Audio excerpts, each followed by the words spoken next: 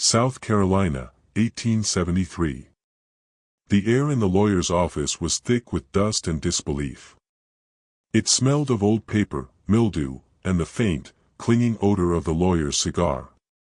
Outside, Charleston sweltered in the late summer heat, but in this dim room, a chill had taken root.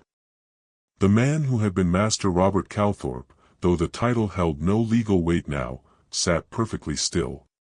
His face, once florid from good living and unchecked temper, was a bloodless gray. He held the single sheet of paper as if it were a live coal, his hands trembling not with age, but with a fury so profound it threatened to stop his heart. The words, in his late mother's precise, spidery hand, swam before his eyes. Being of sound mind and conscience, and in consideration of the debts owed that can never be repaid in coin, I, Eleanor Augusta Calthorpe, bequeath the entirety of my estate, comprising the lands known as White Oak Plantation, all remaining moneys, securities, personal chattel, and household goods, to my beloved and only son. Robert's breath hitched. Here it was. The correction. A postscript of sanity. He read on. Asterisk, my beloved and only son, Isaac. Asterisk. He stared. The name did not change. It was not a trick of the light. Asterisk, Isaac, born of my body and of the woman Sarah, in the year of our Lord 1832, who has been known on the plantation as the slave Isaac, the carpenter. Asterisk. The room tilted. The lawyer, a Mr. Prentice, cleared his throat, a sound like dry stones rattling. He would not meet Robert's eye. There are provisions, Prentice murmured. A trust, managed by the firm, to ensure the transfer is seamless. And a sum of $5,000 is left to you, Robert, with the explicit instruction that it is to be used for your passage and establishment elsewhere. Savannah is suggested. Or New Orleans. Robert made a noise, a guttural expulsion of air that was neither word nor cry. It was the sound of a world inverting. His inheritance, the 1,000 acres of prime cotton land, the decaying but still grand house, the bonds, the silver, the very dirt his father had conquered, was left to a slave. To Isaac. To the tall, quiet, shadow of a man who had fixed the plantation's broken things while Robert had been learning to run it. This is an abomination, Robert whispered, the paper crackling in his grip. The delirium of a sick old woman. It cannot stand. It was witnessed by Dr. Metcalf and the Reverend Ames, Prentice said, his voice devoid of all comfort. She was examined. Her mind was deemed sound. It is a legal document, Robert. It is her will. The injustice of it was not a hot rage, but a cold, creeping theft. It stole the air from his lungs, the future from his grasp. It was a calculated, posthumous slap that echoed across the years. He thought of Isaac's face, impassive, unreadable, those dark eyes that always seemed to be looking at something just beyond the horizon. Had he known? Had that silent, skilled man, that piece of property, somehow woven a spell over Robert's mother in her dotage? Robert stood abruptly, the chair screeching on the wooden floor. He did not shout. The quiet cruelty he had been raised with now turned inward, a venom with no outlet. He left the office, the document's words burning in his brain, my beloved and only son. He would fight it. He would spend the $5,000 fighting it. He would see Isaac in the poorhouse, or better yet, back in chains. But as he stepped into the blinding Carolina sun, a deeper, more terrifying mystery unfolded within him. This was not merely a perversion of law. It was a secret, buried for over 40 years, now erupting from the grave to disinherit him. What history, what hidden life, could possibly justify such an act? The answer did not lie in legal statutes. It lay in the dust of White Oak, in the memory of a child born into chains, and in the heart of the plantation mistress who had, in the end, chosen him. The birth, 1832. The child came into the world on a night of oppressive heat, in the cramped, airless cabin that smelled of earth, sweat, and old herbs. The only light came from a single tallow dip, its flame guttering in the thick air. Sarah, a woman of 25 with eyes that had already seen too much, bore down in silence, her jaw clenched so tight it seemed it might shatter. The other women from the row held her, murmuring low comforts in Gullah and English. In the big house, half a mile away through the live oaks, Eleanor Augusta Calthorpe lay in her canopied bed, listening to the cicadas scream. She was 22, a new bride, transported from the gentle hills of Virginia to this raw, humid coast of South Carolina. She was already pregnant herself, her body swelling with the air her husband, William, demanded. The sound of a distant, muffled cry from the quarters did not reach her. But she felt a strange, unnameable pull, a pang that was not physical, as the slave woman Sarah brought a new life into the bondage of White Oak. The child was a boy. He did not cry much. He had his mother's deep, watchful eyes and skin the color of river clay at dusk. Sarah, exhausted, held him to her chest, tracing a finger over his small, perfect features. She named him Isaac, for the son who was bound, a silent prayer for a faith she barely remembered. William Calthorpe, informed of the birth by the overseer the next morning, gave a curt nod. A strong boy. Put him on the books. He was an asset, an entry in a ledger. He was worth, at that moment, about $50. Isaac's first years were a patchwork of warmth and want. He slept against his mother's back as she worked the vegetable garden behind the kitchen. He learned the world through touch and sound, the rough weave of her Osnaburg dress, the cool feel of river water on his feet, the distant crack of the overseer's whip, his mother's sharp intake of breath whenever it landed. He learned silence early. To be loud was to be noticed. To be noticed was to be in danger. His mother was a housemaid, one of the favored slaves who worked in the big house. This was a double-edged mercy. It meant slightly better food scraps, cast-off clothing, and protection from the worst brutalities of the field.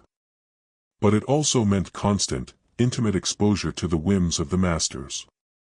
It meant standing like a piece of furniture while William Calthorpe held forth on politics, his voice booming. It meant watching Eleanor, pale and nervous, arrange flowers, her eyes sometimes drifting to Sarah and the boy clinging to her skirts with a curiosity she quickly stifled. When Isaac was 4, the quiet cruelty of the system made its first indelible mark on his life. It was not done with rage, but with cold necessity. William Calthorpe had gambling debts. A neighboring planter, Jameson, needed a skilled blacksmith and offered a good price for Sarah's husband, Josiah, Isaac's father.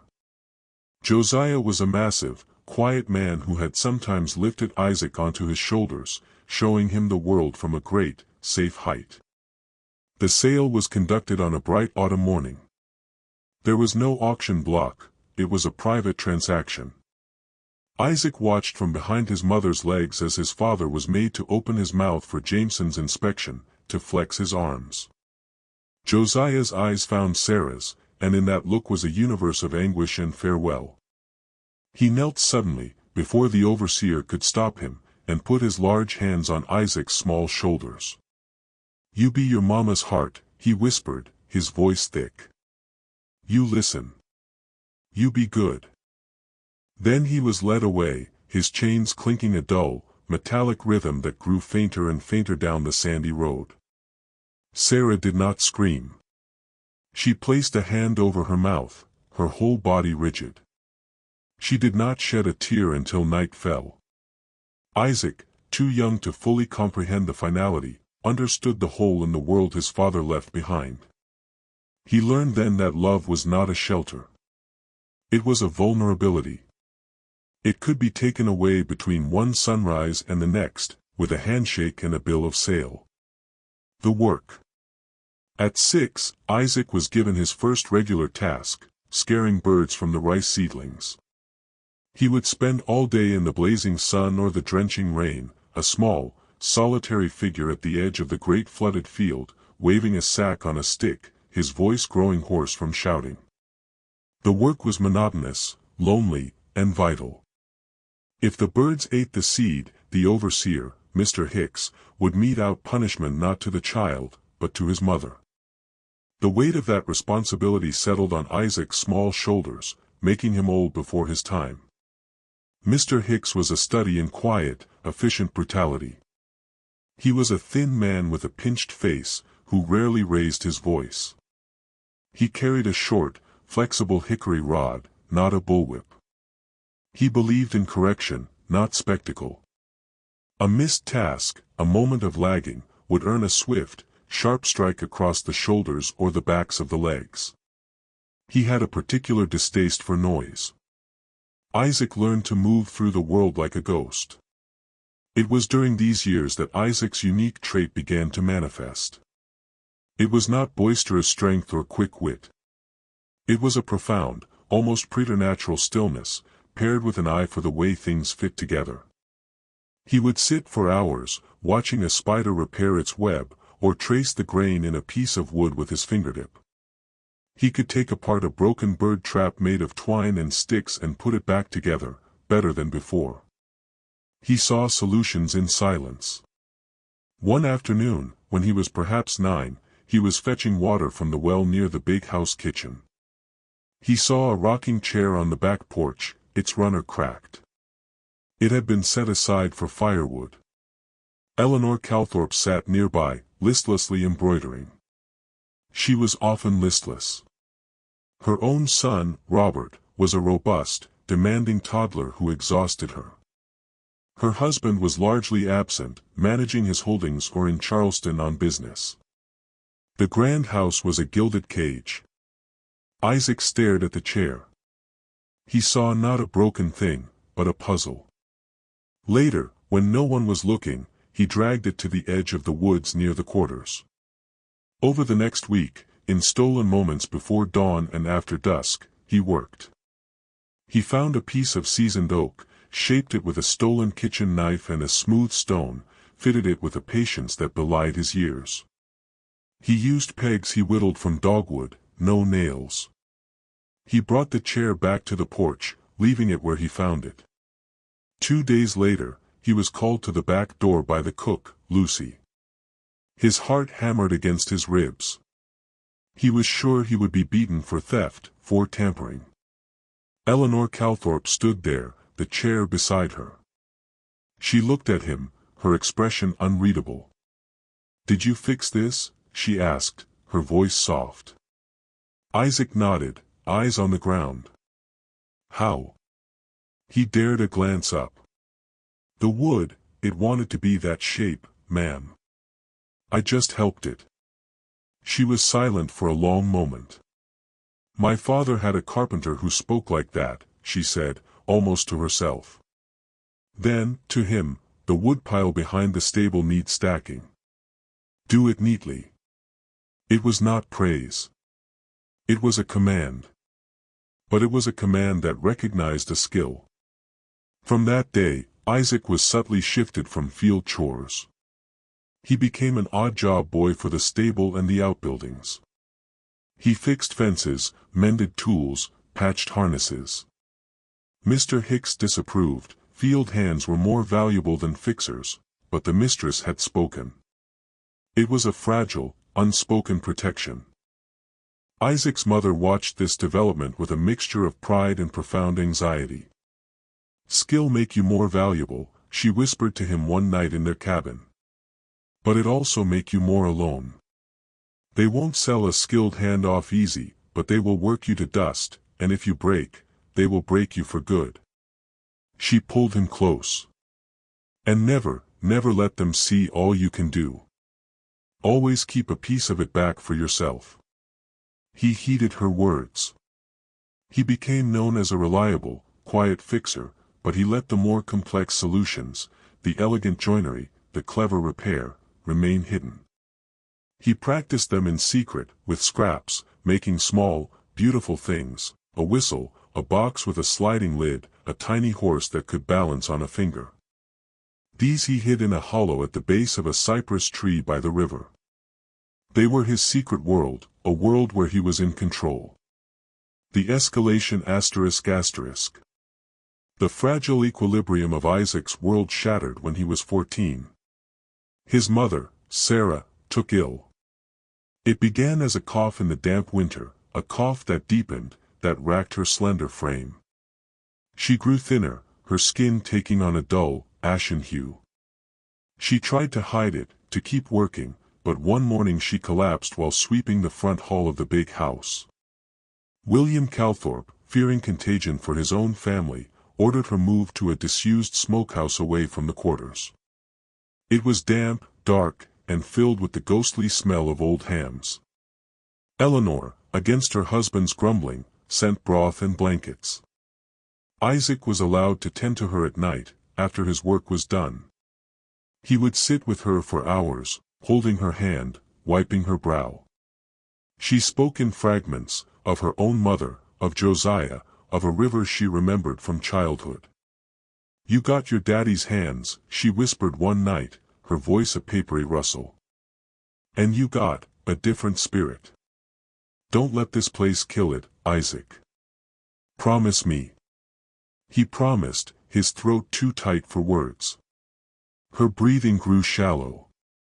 One evening, as a cold rain pattered on the roof, she gripped his hand with surprising strength. Her eyes, fever-bright, fixed on his. "Listen to me. You are more than this. You were born for more. The missus, she sees you. It is a dangerous thing to be seen. But it might be the only thread you have. Hold on to it." She died just before dawn. There was no ceremony. Her body was placed in a plain pine box and buried in the slave grove, alongside strangers and friends. Isaac stood at the grave, the rain soaking through his clothes, feeling the last tether to his own history snap. He was utterly alone. The loss changed him. The quiet stillness hardened into a deep, impenetrable reserve. He spoke less. He worked with a mechanical efficiency. He felt a cold anger settling in his bones, not a hot rage that demanded outburst, but a slow-burning coal that warmed him from within, a fuel for survival. William Calthorpe died suddenly of a stroke the following year. The plantation was thrown into chaos. Robert, at 15, was too young to manage it. Eleanor, overwhelmed and grieving in her own complicated way, relied heavily on the overseer, Hicks, and the lawyers. Hicks saw an opportunity to consolidate power and increase efficiency. He viewed Isaac's semi-protected status as an indulgence. One morning, he found Isaac repairing a cotton gin, studying its mechanism. "That's finicky work for a nigger boy," Hicks said, his tone neutral. "We're short-handed in the bottom field. The new hands from Georgia are lazy. You're going down there. Show them how we work at White Oak." It was a demotion, a deliberate humiliation, and a test. The bottom field was the worst assignment, low-lying, mosquito-infested, with the heaviest clay soil. Isaac said nothing. He put down his tools and followed. For the next 2 years, Isaac worked the field. The sun and the labor thickened his muscles, but the work was soul-crushing. He moved in a line with the others, bent double, his hands becoming raw and cracked from the sharp burrs of the cotton bolls. Hicks watched him, waiting for the spirit to break, for the skilled hands to be ruined by brute toil. But Isaac did not break. He retreated further inward. He began to observe the plantation not as a slave, but as a strategist.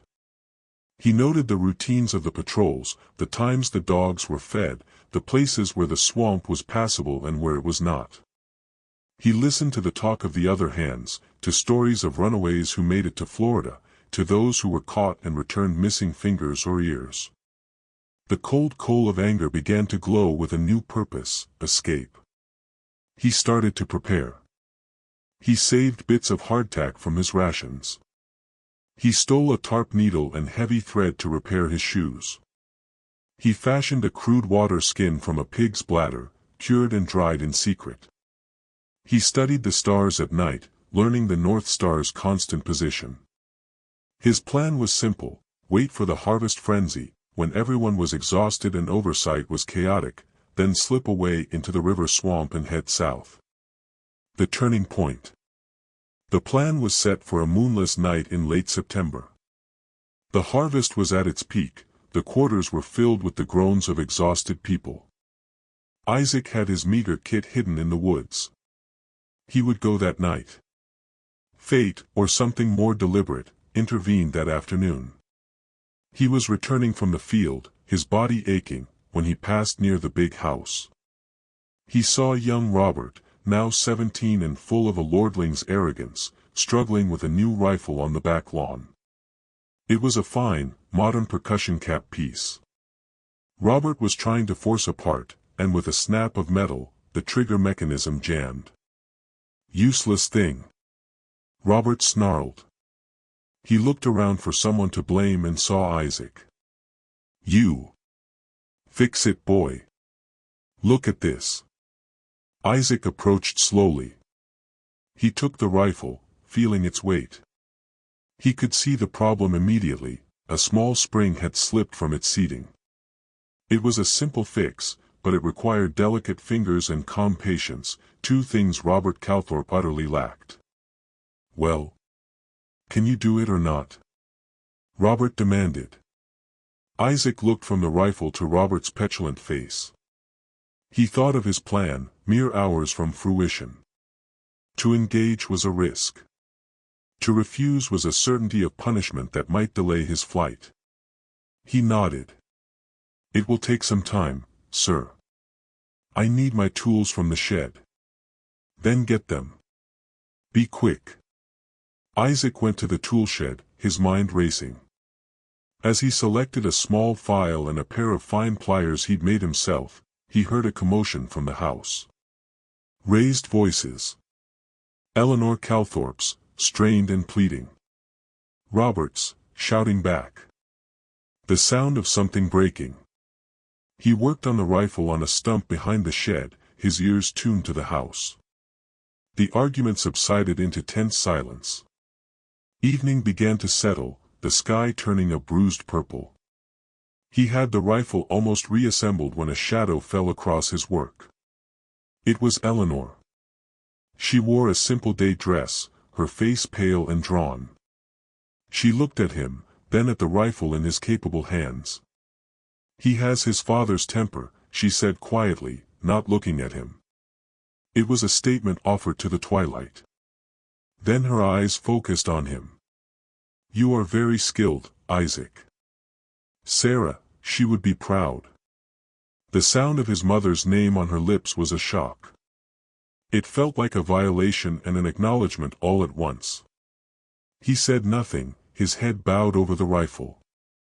I know what you are thinking, she said, her voice dropping even lower.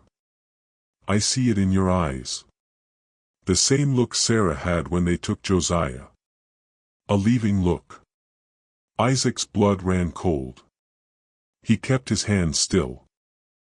If you try, she continued, they will hunt you. Hicks has new dogs. He has made a bargain with the patrols. They caught the Johnson boy last week from Willow Bend. They brought him back. It was not a sight for anyone. She paused. Robert would enjoy seeing you that way. To prove a point. She was warning him. But why? Finish the rifle, she said, her tone shifting back to that of the mistress. Then come to the morning room. The west window sash is rotten. It needs attention before the winter rains. It was an order. But the meeting in the twilight had been something else entirely, a transaction of dangerous knowledge.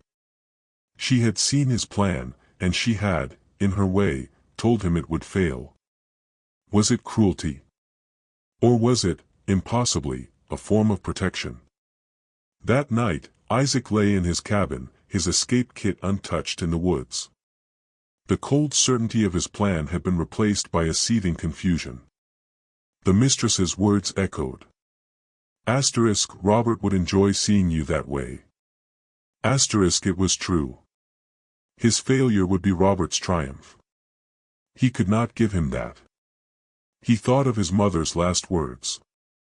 Asterisk, the missus, she sees you. It is a dangerous thing to be seen. But it might be the only thread you have. Asterisk. Reluctantly, painfully, he let the immediate dream of flight dissolve. He would not run tonight. He would take the thread, fragile and dangerous as it was. The secret keeper. Isaac became the plantation's carpenter in truth. He moved into a lean-to beside the workshop, a space of his own. He repaired the big house from top to bottom, the sagging porches, the squeaking floors, the crumbling plaster. His work brought him into daily, quiet contact with Eleanor Calthorpe. Their relationship was a silent, intricate dance. She was the mistress, he the slave. The boundaries were absolute, and yet, within those rigid walls, a strange understanding grew. She spoke to him of practical matters, but sometimes her words carried other weights. Commenting on the durability of cypress, she might add, it endures what other woods cannot, because its roots are always in the water. A lesson in adaptation. Watching him fit a dovetail joint with perfect symmetry, she once murmured, there is a rightness to that. A balance the world outside lacks.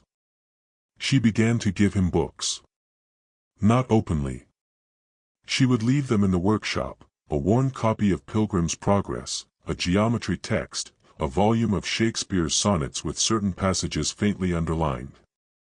He devoured them in the lantern light, the words opening vast landscapes in his mind. He understood this was a crime punishable by lashing, and that her complicity was equally dangerous. It was a shared secret, a thread of knowledge stretched taut between the big house and the workshop. Robert, grown to manhood and increasingly taking control, despised this arrangement. He saw Isaac's skill as a rebuke to his own inadequacies. He would find fault where there was none, demand impossible tasks, take pleasure in interrupting Isaac's precise work with some menial, dirty chore. His cruelty was petty and constant, ordering Isaac to dig a ditch in the rain after a day of fine cabinet work, losing a set of his custom-made chisels. The tension culminated one sweltering August day. Robert had invested in a new, expensive carriage. He ordered Isaac to build a special case for its silver-fitted harness. Isaac worked for a week, crafting a box of mahogany with velvet lining and brass hinges. When he presented it, Robert inspected it with a sneer. He took out a harness strap, folded it, and tried to place it in the box. It did not fit perfectly, the strap was slightly bulkier than the measurements Robert had provided. Useless, Robert declared. You wasted good wood. You can't follow simple instructions. He turned to a house servant. Throw it on the fire. And you, he said to Isaac, can stand in the springhouse for the night. Cool off your arrogance. The springhouse was a small, stone-lined pit where water ran through to keep milk and butter cold. Standing in the continuously flowing, icy water for hours was a torture that left no visible mark but could cripple a man with rheumatism or kill him with lung fever. Isaac stood there in the dark, the water numbing his legs, the chill seeping into his bones. He thought of the beautiful box burning. He thought of his father's face. He thought of his mother's feverish eyes. The cold coal of anger burned white-hot. He vowed, then and there, that he would own something Robert Calthorpe wanted. He did not know what, or how. But the vow took root. Eleanor confronted Robert the next day. Isaac, shaky and feverish, heard the argument from the workshop. He is the most valuable hand on the place. Eleanor cried. You would damage him over a fit of pique. He is a slave, mother. And he is too familiar. You encourage it. It ends now. I am master here. You are a boy playing at being a tyrant. Her voice broke. You understand nothing of this land, of the people on it. I understand that sentiment is a weakness. Father knew that. There was a slap. A moment of dead silence. Then Robert's voice, low and venomous, "You will keep to your rooms, mother. Your management is no longer required." After that, Eleanor retreated. She became a ghost in her own house, appearing rarely, her spirit seemingly broken. But the books still appeared in Isaac's workshop. And sometimes, late at night, a tray with extra food would be left by his door. The Civil War came and went. White Oak survived, though impoverished. William Calthorpe's death had left debts, and Robert's management had compounded them. Emancipation was not a joyous trumpet blast at White Oak, it was a confused, fearful unraveling. Many of the formerly enslaved left immediately, seeking lost family or simply freedom from the land of their misery. Some stayed, unsure of where else to go. Isaac stayed. He had nowhere to go, and his vow held him. He continued to work, now for a small wage that Robert often forgot to pay. He watched as Robert struggled to adapt to free labor, his bitterness growing with each failed crop, each lost mortgage payment. Eleanor aged rapidly, a wraith in black silk. She and Isaac still communicated through work. He built her a reading chair by a window that caught the afternoon light. He repaired her writing desk.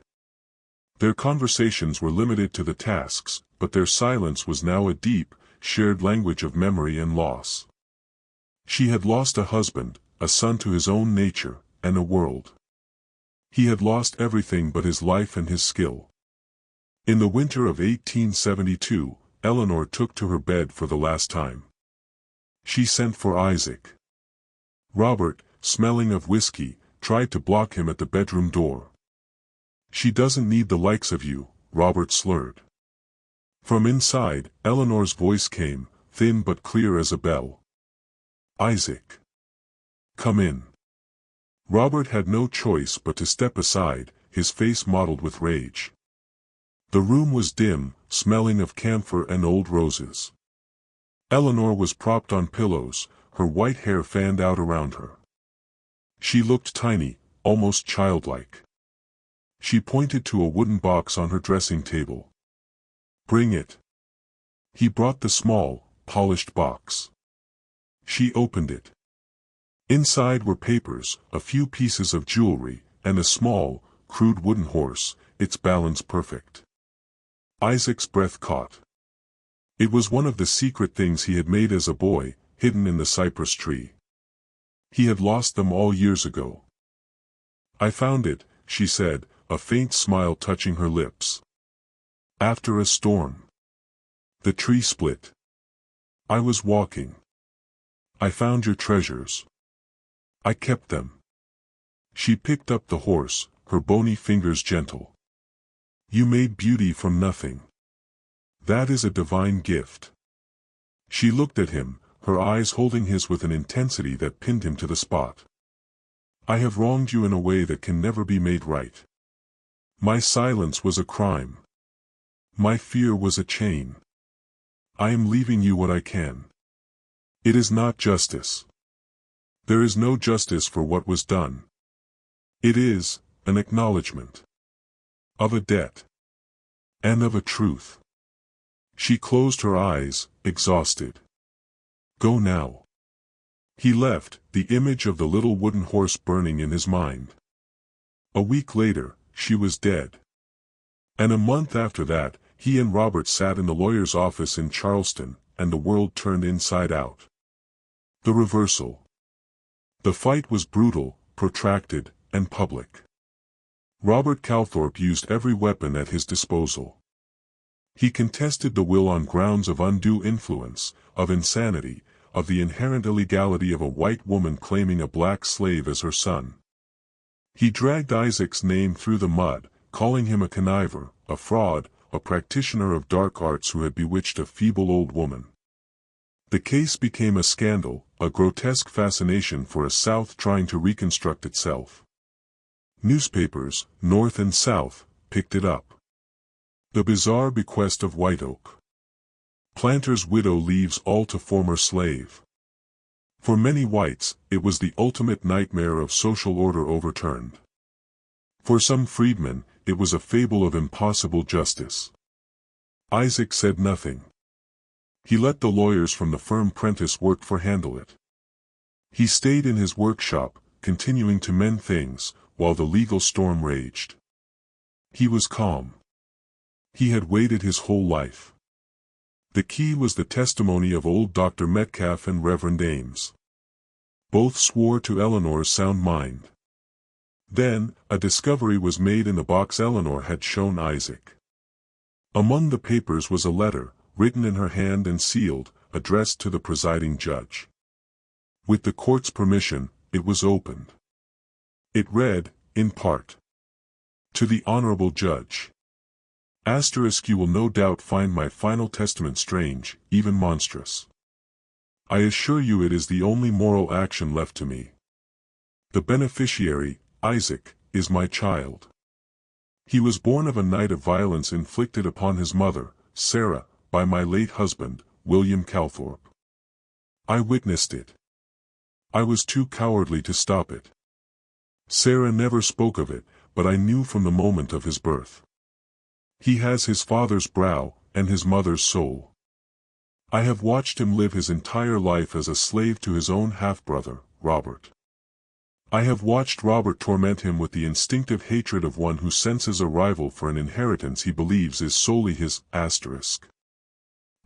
This land is soaked with the blood and sweat of Isaac's true mother and of his people. His skill and his spirit have maintained it long after my own bloodline proved itself unworthy. I do not leave it to a slave. I leave it to my son. It is his by right of suffering, by right of labor, and by the right of a blood connection I was too weak to acknowledge while I drew breath. Let this stand as my final penance. Eleanor Augusta Calthorpe. The courtroom erupted. Robert screamed, "Lies! Filthy lies," and had to be restrained. Isaac, sitting in the back, felt the ground shift under him. The mystery was solved. The quiet glances, the books, the protection, the terrible, shared secret, it was not kindness. It was a guilt so profound it had reshaped a woman's heart. He was not a son from affection, but from violation and a lifetime of remorse. He was her living sin, and her only redemption. The will stood. The law, in this new and uncertain world, upheld it. White Oak. Robert Calthorpe took his $5,000 and left for New Orleans, where he drank himself to death within 5 years, a bitter footnote in ledgers he no longer owned.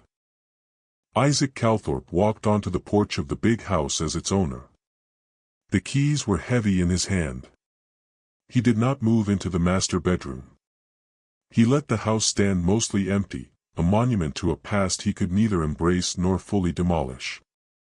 He parceled out the land to the families, black and white, who had stayed on after the war, selling it to them for pennies on the dollar, holding the mortgages himself with terms so easy they were a form of gift. He turned the great cotton fields into plots for subsistence farming, for timber, for a small cooperative that grew sweet potatoes and pecans. He lived in his workshop, expanding it into a comfortable cabin. He became the region's best carpenter and wheelwright, known for his honesty and his preternatural skill. He married a quiet, clever woman named Maria, a teacher from Charleston, and had 3 children. He taught them to read, to work with their hands, to be still and observe. He never spoke of the past unless asked, and even then, his words were sparse. One afternoon, an old man now, he sat on the back porch of the big house, which he used as a sort of office. His grandson played in the overgrown garden. The boy found a small, moss-covered object and brought it to him. "What's this, Grandpa?" It was the little wooden horse. The finish was gone, the wood grayed, but it still balanced perfectly on a small finger. Isaac took it. He felt the ghost of his mother's hand, the spectral gaze of Eleanor Calthorpe. He saw the long, terrible arc from the smokehouse to the lawyer's office to this moment of quiet peace. "It's a memory," he said, his voice soft with age. "A memory of something made in secret, a long time ago. Is it a good memory?" Isaac looked out over the land, the rows of tenant cabins, now owned by the people who lived in them, the fields of corn instead of cotton, the stands of pine slowly healing the scarred earth. He thought of the ledger book in his desk, with its lines of debt forgiven. He thought of his children, who would go to college, who would never know the weight of a bill of sale. "It's a memory of a hard time," he said finally. "But from hard things, sometimes, strong things can grow. Even beautiful things." He placed the horse back in his grandson's hand. "You keep it." Conclusion ****. The story of White Oak and the Calthorpes slipped from scandal into obscurity, a curious local tale, then forgotten altogether. The plantation house burned in the 1920s. The land was subdivided and sold. No monument marks the slave grove where Sarah and Josiah and so many others lie in unmarked graves. No plaque commemorates Isaac Calthorpe, the carpenter who owned his own birthright. History, in its grand narratives, has little room for such complicated, intimate reversals. But in the quiet of a museum archive in Atlanta, a collection of papers is preserved. They are the legal documents from Calthorpe v. Calthorpe, and a small, handwritten letter, its seal long broken. Nearby, in a display case, sits a small, beautifully carved wooden horse, next to a label that reads simply, "Whittled Toy, Mid-19th Century, South Carolina. Maker unknown." The connection is lost to the casual viewer.